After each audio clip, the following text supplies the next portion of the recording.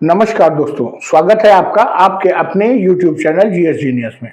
जैसा कि आप स्क्रीन पर देख रहे हैं, नासा एंड इसरो में starts its joint mission NISAR in June 2025। जो संयुक्त राज्य अमेरिका की स्पेस एजेंसी नासा है और भारत की स्पेस एजेंसी इसरो है, उनका एक जॉइंट मिशन है, एक संयुक्त अभियान है जिसको नाम दिया गया है निसार।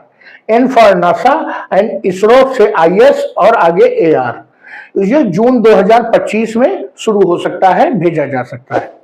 तो चलिए मित्रों, समझने का प्रयास करेंगे ये निसार जो है ये क्या है और क्यों ये चर्चा में है। नासा ने इसरो के साथ क्यों जो है इस तरह की साझेदारी की है, इन सब चीजों को इस वीडियो में हम डिटेल में समझने का प्रयास करेंगे। लेकिन इससे पहले कि मैं अपना वीडियो शुरू करूं, आपसे हमारी रिक्वेस्ट है कि हमारे चैनल को सब्सक्राइब कर लीजिए, क्योंकि हमारे चैनल पर इसी प्रकार का जो परीक्षा उपयोगी कंटेंट है वो समय समय पर वीडियो के माध्यम से डाला जाता है। तो चलिए मित्रों, शुरू करते हैं। निसार, ये चित्र आप जो देख रहे हैं ये निसार का चित्र नहीं है, क्योंकि निसार तो अभी लॉन्च ही नहीं हुआ है, लेकिन कुछ ऐसा ही होगा निसार का मॉडल। ये एक अर्थ ऑब्जर्वेटरी सैटेलाइट है जो कि पृथ्वी के अलग अलग क्षेत्रों की निगरानी का काम करता है, और निसार भी कुछ इसी प्रकार का काम करेगा। बस इन जो नॉर्मल जो अर्थ ऑब्जर्वेशन सैटेलाइट्स हैं, इनमें और निसार में अंतर यह होगा कि वो बहुत ही एडवांस किस्म का सैटेलाइट होगा। लगभग कुछ ऐसा ही होगा। जो इसरो के चीफ हैं वी नारायणन, देखिए पहला क्वेश्चन तो पहली लाइन से ही बन रहा है कि इसरो के चीफ कौन है। वी नारायणन, उन्होंने ये बात कही है कि इसरो और नासा का जो ज्वाइंट मिशन है निसार, वो वैसे तो पहले से काफी ज्यादा डिले हो गया है, बहुत लंबा इसमें देरी हो गई है, लेकिन अब ये जून में जो है स्टार्ट हो सकता है और इसका प्रक्षेपण किया जा सकता है। निसार जो है उसका जो फुल फॉर्म है, NISAR stands for NASA ISRO synthetic aperture radar. NASA, N for NASA, I for ISRO, S for synthetic, A for aperture, R for radar. दूसरा क्वेश्चन देखिए, यहां से ये निकल आया है कि निसार का फुल फॉर्म क्या है। ये एक बहुत ही शक्तिशाली जो है अर्थ ऑब्जर्वेशन सैटेलाइट होगा, मैंने आपको पहले ही बता दिया है। और इसका जो मकसद है वो मकसद ये है कि पृथ्वी में जितने भी भौगोलिक चेंजेस होंगे, छोटे से छोटा चेंज भी ये रिकॉर्ड करेगा, उसको ट्रैक कर लेगा। और मेनली इसको जो तैयार किया गया है, तो समझिए ग्लेशियर की मेल्टिंग, जो ग्लेशियर पिघल रहे हैं भूताप बढ़ने के कारण, उनको ट्रैक करेगा। जो वनों की कटाई चल रही है, जो हमारे पृथ्वी पर वनों का ह्रास हो रहा है, उसको रिकॉर्ड करेगा। जहां जहां पर भी कहीं वॉल्केनिक एक्टिविटीज हो रही हैं, कहीं अर्थक्वेक आया है, रेन वाटर पैटर्न चेंज हो रहा है, या कहीं पर बहुत ज्यादा बारिश हो रही है, इन सब चीजों को ये जो निसार सैटेलाइट है ये रिकॉर्ड करेगा।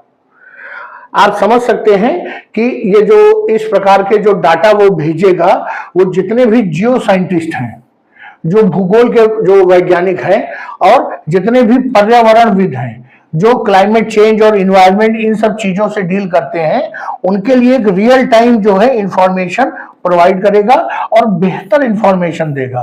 कहने का तात्पर्य है जो चित्र भेजेगा वो बहुत साफ और वैज्ञानिकों को समझने में, अध्ययन करने में बहुत उपयोगी होंगे। वैसे तो अलग अलग कारणों से ये काफी डिले हो चुका है। इसको लॉन्च किया जाना था 2023 में, लेकिन जो इसका 12 मीटर लॉन्ग एंटीना था, अभी मैंने आपको चित्र में दिखाया था, आपने देखा था, उसमें एक एंटीना निकला था, उसमें कुछ गड़बड़ी आ गई थी। अब जब गड़बड़ी आ गई, वो भारत में था, यहां पर गड़बड़ी आ गई, ये महसूस हुआ कि आगे चल के समस्या पैदा कर सकता है, तो उसको वापस बंगलौर से यूएस जो है शिप के द्वारा भेजा गया। एक अलग शिप जो है लेकर के उसको गया, बहुत सावधानी के साथ। इसी में एक लंबा समय लग गया। उसके बाद उसमें कुछ अपग्रेडेशन किए गए, यूएस में कुछ इंप्रूवमेंट्स किए गए, कुछ सुधार किए गए, उसमें भी टाइम लगा। और कॉन्टिन्यूसली जो है इसरो का शेड्यूल भी बहुत बिजी रहा इस दौरान, जिसके कारण लगातार जो है उसमें डिले होता गया। आप जानते हैं कि एक चंद्रयान मिशन पार्शियली फेल हो गया था, जिसके बाद इसरो ने जुट करके दूसरा चंद्रयान लागू किया, जिसको सफल बनाया। अब निसार के लिए दोबारा इसरो जो है तैयार हो गया है, लेकिन सब देखिए कितना बिजी है कि उसको लागू करने से पहले एक दूसरा अर्थ ऑब्जर्वेशन सैटेलाइट जो केवल जिसमें इसरो कर रहा है, उसका फुल फॉर्म है EOS-09, उसको लॉन्च करेगा। इसके अलावा जो गगनयान प्रोजेक्ट है भारत का, जिसमें वो मानवों को जो है स्पेस में भेजेगा, उसके एक टेस्टिंग लॉन्च होनी है TVD-2। तो ये आप बताने का प्रयास किया जा रहा है कि इसरो का अपना जो प्रोग्राम है वो एक के बाद महीने दर महीने दिन कुछ हफ्तों के बाद नए नए लॉन्च होते रहते हैं, जिसके कारण निसार में देरी आती चली गई।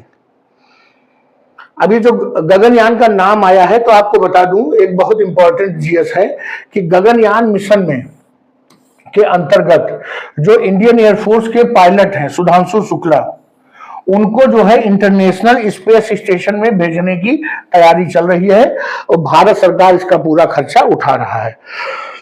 और इनको जो रॉकेट लेकर के जाएगा उसका नाम होगा एक्सियम 4 और मई 2025 में ये जो है प्रोजेक्ट भारत करेगा। अब आप समझ सकते हैं ये जो इंटरनेशनल स्पेस स्टेशन में जाएंगे शुभांशु शुक्ला, वो स्पेसएक्स के रॉकेट से जाएंगे।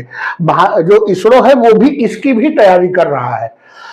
कहने का तात्पर्य है कि इसरो लगातार कुछ न कुछ बिजी है, जिसके कारण निसार वाला प्रोजेक्ट लटकता चला गया। शुभांशु शुक्ला जो हैं वो राकेश शर्मा के बाद दूसरे भारत के अंतरिक्ष यात्री होंगे जिन्होंने अंतरिक्ष की सैर की होगी ऑफिशियली।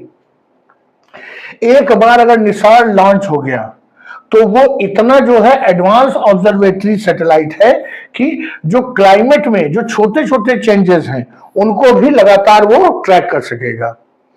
इस निसार को लॉन्च होने के बाद USA और इंडिया वो जो क्लाइमेट और इन्वायरमेंट के जो क्षेत्र है उसमें एक जो लीडर बन के उभरेंगे, क्योंकि जितनी जानकारी USA और इंडिया को मिलेगी उतनी शायद ही विश्व में किसी और के पास होगी।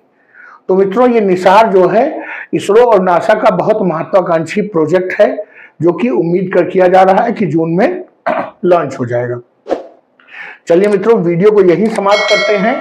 निसार एक दो बार पूछा जा चुका है प्रतियोगी परीक्षाओं में, और चूंकि ये आने वाले कुछ महीनों में लॉन्च होगा तो इस पर दोबारा भी क्वेश्चन बन सकते हैं। तो चलिए मित्रों, वीडियो को यहीं समाप्त करते हैं। अगर आपको हमारा प्रेजेंटेशन, हमारी दी गई जानकारी परीक्षा उपयोगी लगी हो, आपके इंटरेस्ट की लगी हो, तो वीडियो को लाइक करिए, चैनल को सब्सक्राइब करिए। धन्यवाद।